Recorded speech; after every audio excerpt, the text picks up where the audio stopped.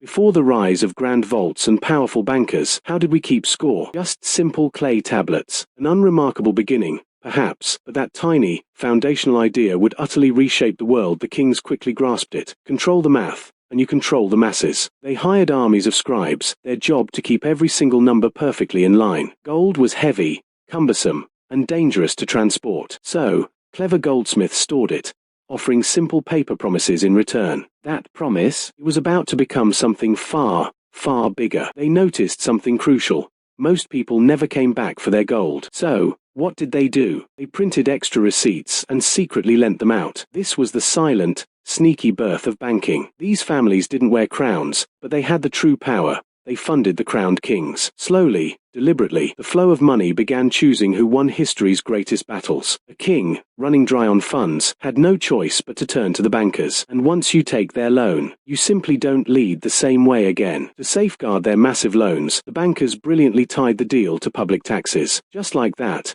a private, handshake debt became every single citizen's problem. The system kept breaking down. Every few years, financial chaos returned, demanding a solution. Leaders saw the need for a single, stable place to truly control the flow. And then came the game changer, the national bank. It wasn't run by the king alone, but by the same powerful lenders, hidden just behind the throne. The new bank printed notes, supposedly backed by solid gold. At least, that's what the fine print promised. Inevitably, too many paper notes chased too little physical gold. Prices sprinted upward, and the public felt utterly, helplessly cheated. These financial families talked more to each other than they ever did to any head of state. Their silent, golden reach quietly began crossing oceans. Empires, you see, didn't travel on courage and conquest alone. They ultimately sailed on loans. When the first wave of panic hit, everyone stampeded to the banks. Ironically, the only ones sitting calmly were the lenders who had caused half the trouble to begin with. The state had its written laws. The banks, though,